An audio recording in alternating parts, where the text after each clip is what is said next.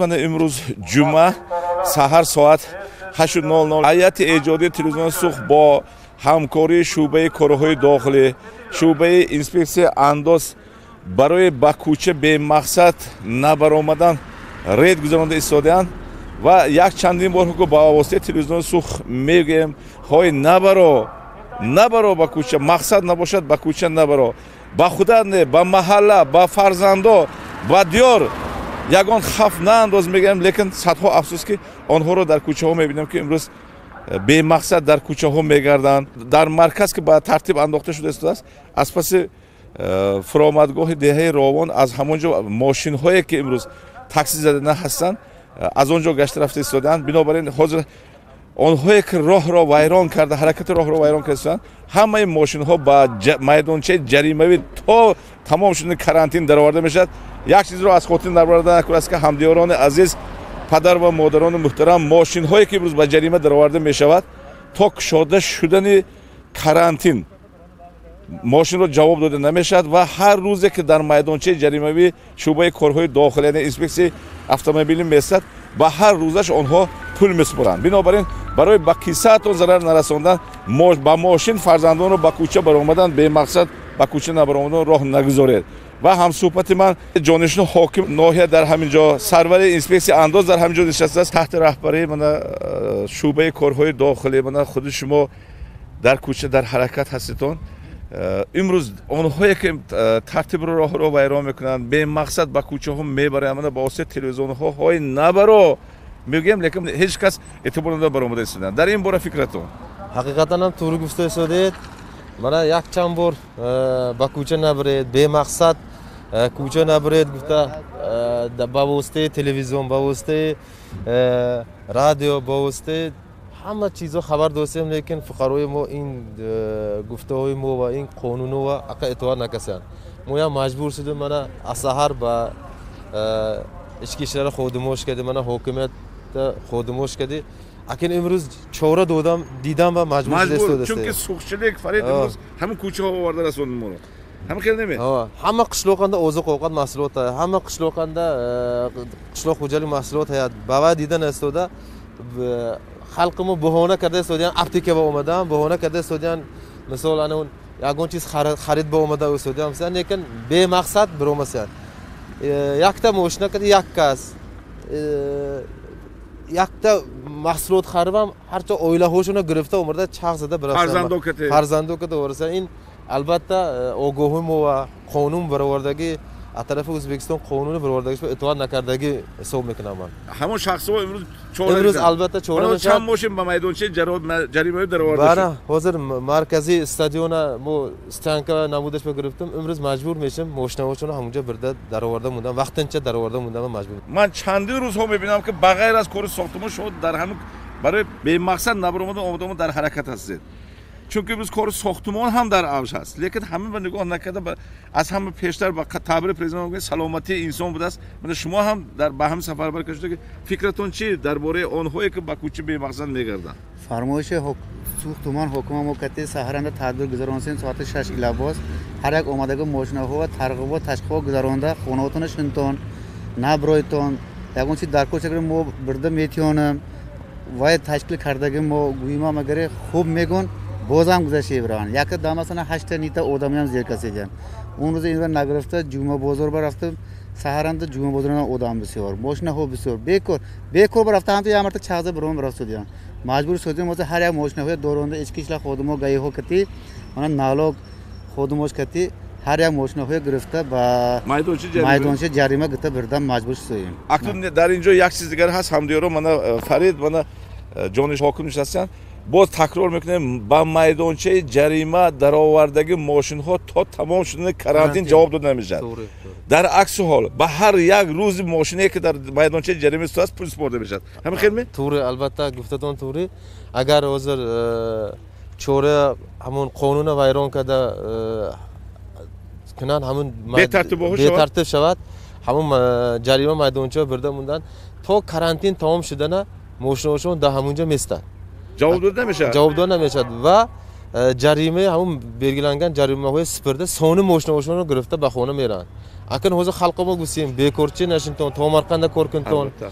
tomarqa naqshavat ekina yavur duvor garat az tarafi prezidentimiz farmon birodardan hatto az naliki zaminash yer solig'ash o imtiyoz demişler agar tomarqasi nakorat ogohlantirish kinad mahalla raisi ogohlan nakorat nalokash dubarvar sebarvar zoid mishar hamin chizayam gusim menda bilet yak nafar shaxs farid bakiyhoy afsona است من شب که با از دهه غزنو تحت رهبری حاکم برنامه تکردم از کم 2 ساعت 3 ساعت جو کوچه تک فروخته است با مقدار 700,000 سوم albatta این mehnat kadagi odam hech vaqt kam namayishadi hozir mana bo'zoramondam didestodet muammo hast albatta muammo qishloq xo'jalik mahsuloti muammo shay hayba nega nakada bozam xalqimiz be e'tibor be maqsad ko'chamizda gashtan aka men mehmonimga tomarqa o'shini ko'rkinan chin guftagi tomarqanda ko'rkaga odam sog'lom yashad kasal ham ayban nazikin namekinan albatta o'qin iltimosimon hamin همدیاران بار دیگر به شما همین را گفتن هستم که امروز وقت در خانه نشستن رسید در خانه کار کردن لازم است و بیهوده به مقصد به کوچه نبرآمدن نکرده است چون که هر یک رفتار حتی حرکت ما به حیات کیها تاثیر منفی رساندنش ممکن است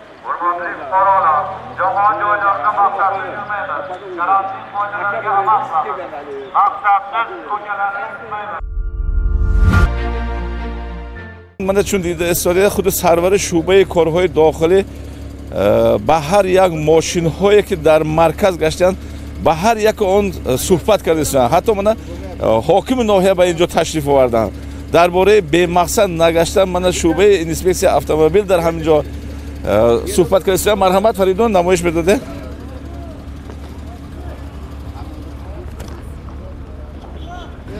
چون دیده استادید من از حاکم ناحیه سرور شعبه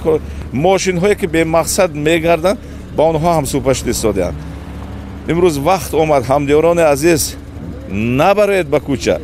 نبرید چون که هر یک حرکت ما بکیها خف آوردنش ممکن است التماس پدر و مادران عزیز به مقصد به کوچه نبرید haligacha ba'zi kishilar shu ko'chada markazda maqsadsiz yurganini mana hozir ko'ryapmiz. Fikringiz? Televideniya bilan, ommaviy axborot vositalari bilan hamkorlikda har bitta ko'chaga, har bitta mahallani, har bitta ko'chasiga, har bitta xonadoniga yetkazilyapti. Karantin paytida karantin qoidalariga rioya qilish, unga amal qilish, karantin qoidalarini buzmaslik, ehtiyoj bo'lmaganda ko'chaga chiqmaslik bo'yicha ogohlantirishga qaramasdan ming afsuski ayrim fuqarolarimiz tomonidan mana maqsadsiz ko'chaga chiqishlar, mana niqobsiz, hattoki niqobsiz ko'chada yurish holatlari ham aniqlanyapti. Mana hozir 80 ga yaqin fuqarolarimizga karantin qoidalarini buzish bilan bog'liq o'sha ma'muriy tartibda javobgarlikka tortilishdi. Va mana hammamiz bilamiz, hurmatli prezidentimiz, muhtaram prezidentimiz boshchiligida aniq tizim asosida karantin paytida o'sha koronavirus pandemiyasi oldini olish, unga qarshi kurash, jang bo'lyapti hozir. Biz hammamiz kurashyapmiz. Huquqni muhofaza qiluvchi organlar, mana televideniya, ommaviy axborot vositalari, barcha o'sha tashkilotlar qattiq kurashyapti, lekin fuqarolarimiz hali hanuz tushunmagan, lekin tushunsa ham jiddiy e'tibor bermagan fuqarolarimiz bor. Har bitta oilada o'zini boshlig'i bo'ladi, oila boshlig'i. Agar oila muqaddas desak, oila boshlig'i nima uchun yashayapti? Er nima uchun, xotin nima uchun, ota nima uchun, ona nima uchun yashayapti? Albatta farzandlar uchun. Lekin hozirgi kunda beparvolik qilib, o'zini farzandlariga ham e'tibor bermasdan ko'chalarda mana bemaqsad yurishlar, ayniqsa kechki paytlarda mana retlar qildik. O'sha Qalla mahallasida, Mulg'on mahallasida, markazda mana Ravon, Istiqlol mahallalari hududida o'sha yoshlarimiz bemaqsad yurgan holatlari aniqlanyapti. Shuning uchun biz iltimos qilamiz va talab qilamiz, ehtiyoj bo'lmasa ko'chaga chiqmasin. Ayniqsa yoshi 65 dan o'tgan, surunkali kasali bor fuqarolarimiz ko'chaga chiqishlari qat'iyan taqiqlanadi. Maqsadsiz yurish ko'chada taqiqlanadi. Faqat ehtiyoj bo'lganda, zarurat bo'lganda chiqinglar. Oziq-ovqat mahsulotlari, dori-darmonlar va boshqa kundalik ehtiyoj mahsulotlari barcha mahallabay agar ehtiyoj bo'lsa yetkazib beramiz. Unda muammo bo'lmaydi. Bizning xalqimiz sabrli xalq, bizning xalqimiz matonatli xalq, mehnatkash xalq. Ayrim o'sha beparvo fuqarolarimizni hisobga olmaganda agar biz shu beparvolikka yo'l qo'ymasdan hammamiz hamjihat bo'lib bir yoqadan bosh chiqarib hurmatli shifokorlarimizni berayotgan ko'rsatmalarga amal qilsak, intizomli bo'lsak, biz bu koronavirus balosini albatta yengamiz va bu sinovli kunlardan sog' salomat o'tib olamiz. Lekin bir narsa ta'kidlab o'tishim kerakki, beparvo odam koronavirusdan ham xavfli. Beparvo kishi koronavirusdan ham xavfli. U xiyonatchi, u o'zini oilasiga, xalqiga xiyonat qiladi. Ehtiyotsiz ko'chaga chiqib, bu berilayotgan tavsiyalarga, ko'rsatmalarga, shifokorlarimizning maslahatlariga amal qilmasdan o'sha beparvolik qilayotgan fuqarolar bular albatta koronavirusdan ham xavfliligini men eslatib o'taman. Shuning uchun bu beparvo odamlarga albatta nazoratni kuchaytiramiz. Albatta. Qonun ustuvor jazo muqarrarligini ta'minlaymiz. Rahmat. Hamdiyaroni azimini chun hozir xuddi sarvari shubai korxoy doksan shaxsoni beparvo az in kasallik koronavirus ham xavfnok. Binobarin hamdiyaron bakucha nabaroyed bemaqsad nagardi. با واسطه وسایل اخبار عمومی تمام تلویزیون‌های ریاست ازبکستان ویزاهای با کوچه نبرو بنابراین حرکت کنید با کوچه نبرید و با فرزندان رو از نظر دور نگذارید در خانه ایستاده از زمین‌های نزد حوله استفاده برید کشتی کار کنید با سپورت شغل ورزید از ویدیو درس‌ها استفاده برید در همان وقت این بلا این درد این اینفکسیه که امروز تمام کره زمین رو به تشویش انداخته ایستاده است از بین برداشته می شود. شما چی میگید؟